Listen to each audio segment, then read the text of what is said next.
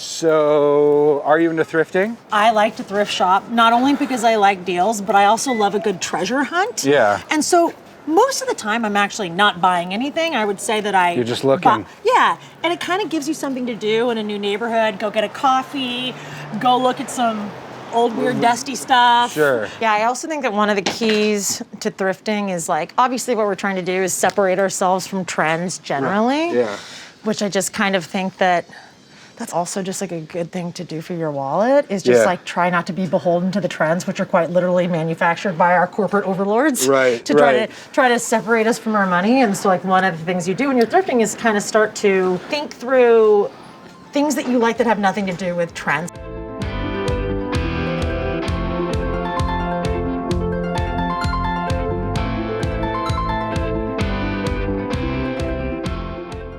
Today I'm in Williamsburg, Brooklyn, a neighborhood in New York City that's growing rapidly. And I'm excited to chat with Amanda Holden, the CEO and founder of Invested Development. You may know her as Dumpster Doggy on all the social medias. And what I love about her approach is that she focuses on people who feel underrepresented with traditional investing advice. Whether this is minorities or women, she takes a really entertaining, accessible approach to teaching others about how to grow their money.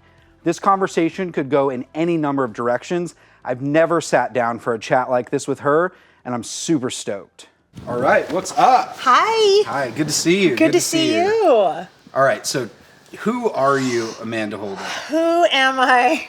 I'm Amanda. I have a business called Invested Development, and through my business, I teach women to invest, or really anybody who's felt left out of conversations about investing, because so often these conversations are reserved for people who are already wealthy. And so most of my work is done through teaching live workshops, courses, speaking, writing, content, things like that. So let's go back to Amanda before Dumpster Doggy. So I know you're from the Pacific Northwest. Talk a little bit about kind of growing up. How did your attitudes around money get shaped? I don't really actually remember having a lot of thoughts about money, which I've now come to realize is a really big privilege, to live in a household where there is neither excess and nobody is stressed about money. I feel like my money story really starts when I started working after graduating from school. I started working in 2008, which we all know what happened in 2008. We had a giant stock market crash and also a coinciding economic recession. I basically got thrown into this role. The role was called being an investment counselor. And so my job as a 24, 25, 26-year-old woman was to work directly with our high net worth clients. Okay. And so my job was to keep them apprised of the portfolio strategy, answer questions about the market, get to know their personal financial situations. Like basically, Grant, I was doing a lot of hand holding with old rich white guys all day. That was pretty much my job. Yep. So you're working with rich white dudes. Yeah. You move into your own business. In my opinion, most of the finance industry is set up to help rich people get richer, right? It's sort of an old school mindset. In working in the finance industry, what needs weren't they meeting, and what are the actual needs of, say, female, first generation, minority investors? Where's that gap? When we talk about the accessibility gap, it's so much more than just education. What we're talking about is who can afford to invest, right? You can't invest money that you don't have. Right. And so there is a real limitation to the work that I do as an educator, because yes, I can make the education fun. Like that is something that I can do. What I cannot do is make sure that everybody is getting paid enough so that they can have a little bit left over after the end of the month to invest. And this is something that is especially pressing for women, obviously, women who are paid less, moms who may have to spend some time out of the workforce. Women also tend to be the ones to bear the majority of the responsibility when it comes to caring for family members that are not their children. Yep. I mean, the list obviously goes on, and then they're penalized when they leave work and then come back. And so, yeah, women are doing a lot of work to take care of more people than just themselves, and it is a real roadblock to being able to have extra money to invest. One of the things I love about your work is it's so inspiring, right?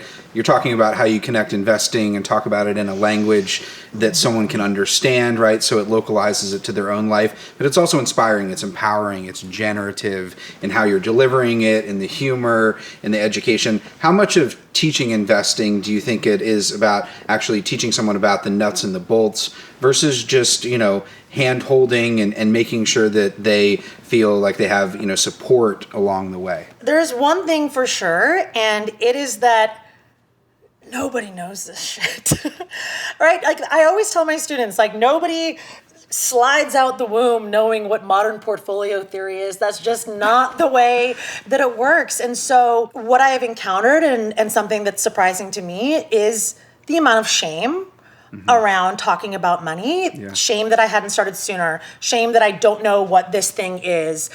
Shame that I wasn't proactive about my own education. Like what? When you were 18? Like give me a break. One of the things that we do in my courses is we address that up front and say like, if you have real feelings of shame or fear around money, it is a worthy and worthwhile feeling that you should honor and talk to somebody about.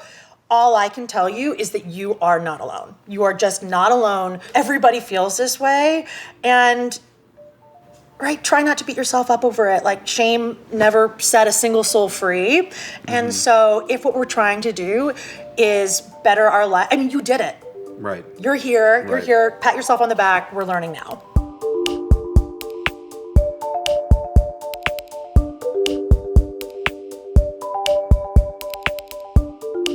So how complicated is investing for someone who's just hearing that they should start investing for the first time? Oh my gosh. Well, so this is the best news that you'll hear ever in terms of money management is that good investing is actually breathtakingly easy and it's actually tear-jerkingly boring. And so that's a good thing, right? Because I think that so often, especially folks that are not interested inherently in investing, like what are we seeing on the internet right now? What are we seeing on Reddit, on Twitter? You almost believe that in order to be a good investor, you have to have like 16 day trading screens and you're up at 6 a.m. shotgunning Red Bulls to place your options trades for the day, right? Right. And that's not investing, that's gambling. Sure. And you don't have to do that to be a good investor. Really all investing is at its core is every month making the small decision to invest in something that you think is going to increase in value over time. And so there are really easy ways to do that. Index funds are absolutely one of them.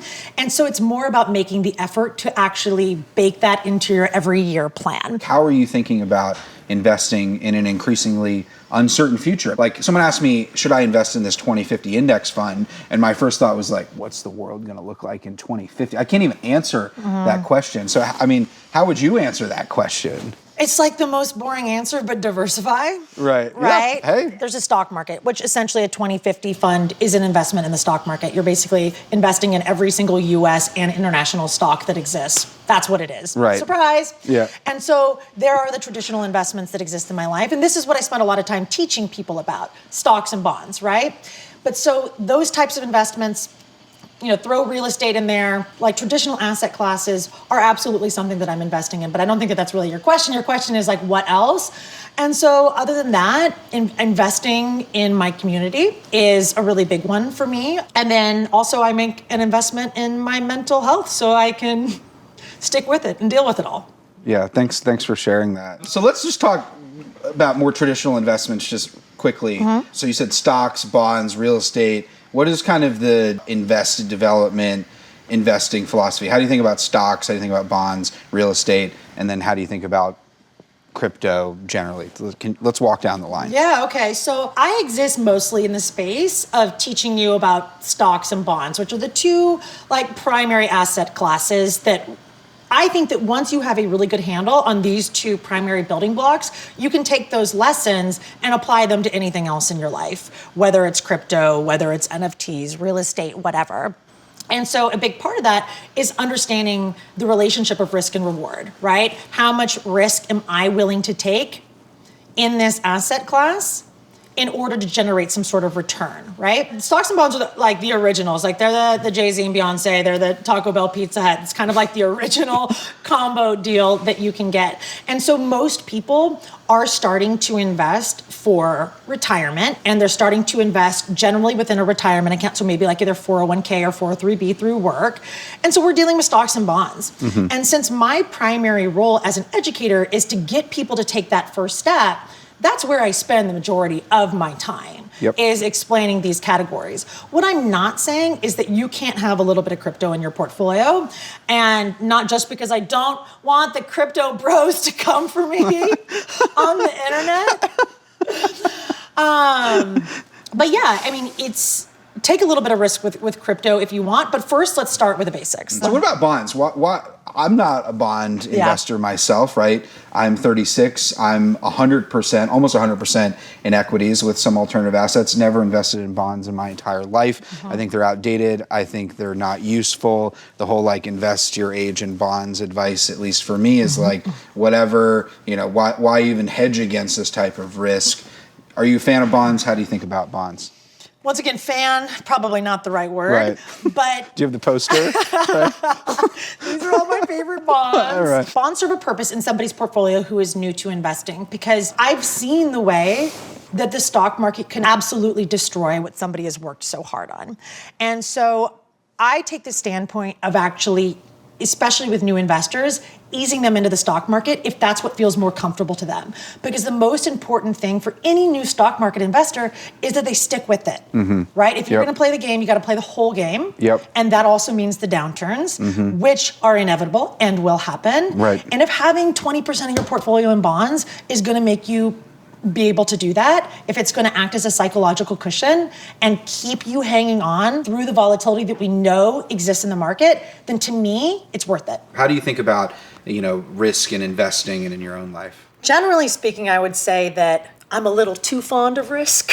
Sure. For me, I am somebody that in my life, I've had to work to dial back the risk. That's not just in money, but in life. And so for me, it is a little bit of a balancing act, but maybe not in the way that a lot of people are familiar with, where they're scared to take risks. And I actually do think that I could also be this way because I grew up with the privilege of security. Risk is very personal. It's all relative. And what you really have to do is honor your own risk tolerance, but also push yourself in the direction that you need to go. And so for me, it's like tapering back some of that risk.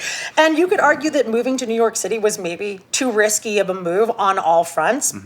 I don't have anybody here that loves me. I moved to a tiny apartment from a beautiful house in Portland, and my rent here is exactly 3 times more expensive. And so from a money standpoint, there's that. And it's a hard place to be. And so I mean, who knows, but it's a risk that I wanted to take in my life. It really had nothing to do with work. I personally wanted to live in New York City. I need to be there. I'm an adrenaline junkie, so I like being here. I like the action. I like the people. And I'm borderline obsessed with community. And I want my community to include all of the diverse magic that exists in New York City. So what about socially sustainable investing, right? Huge buzzword. Yes, you can buy, we call them socially responsible funds, SRI funds, or ESG funds. ESG stands for environmental, social, and governance. That's actually the screening criteria. Like, are you a good environmental steward? Who's in charge? Who are you working for? And the screeners then basically just get to go around and be like, okay, like you're cool. And all of the companies that are less bad can be in a fund and you can purchase these funds. Most of the time, what this means is that you will not be investing in oil companies and defense contractors, which if you don't want to profit off of oil companies and defense contractors, I think that that's fine. And if that's going to be the thing that actually motivates you to invest and look out for yourself, then to me, that's fine. I do think that there's an interesting conversation there about what is greenwashing and what is not. I also, because I often work with women who I just want to be able to take care of themselves, like what I tell them is if you decide to ESG invest in the stock market, great. But if you don't, it's okay. You're allowed to take a little bit back as well.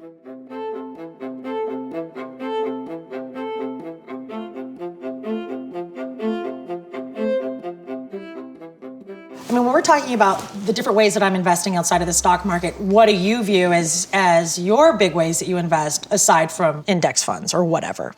Yeah, so I'm in my own journey, I'm really reaping the full benefits of investing early, often, and as much as I can. So when I started investing in 2011, now pretty much every dollar that I invested then is worth about $3.50. So I'm on that exponential part of the growth curve, right? I'm at the point where now I'm making more money on my investments than I would ever need to live on for the rest of my life. You know, money is one of these funny things where it just like the rich do get richer, because, you know, it's like once you get there, it's easy to see, and you're just like, this isn't fair. Yeah. You know, like A, this actually worked. Oh my gosh. Right. Right. And then B, like this isn't fair. Like, why should I have this opportunity, you know, that other people didn't have? Yeah. I mean, not that I didn't have my challenges and make trade-offs, but So yeah, what sacrifices specifically were you making during that 5-year, 6-month, 3-day? Did I get that right? No. Yeah, I mean, Period. I think the biggest mistake that I made is I didn't realize that so much of the freedom that I craved I had early on,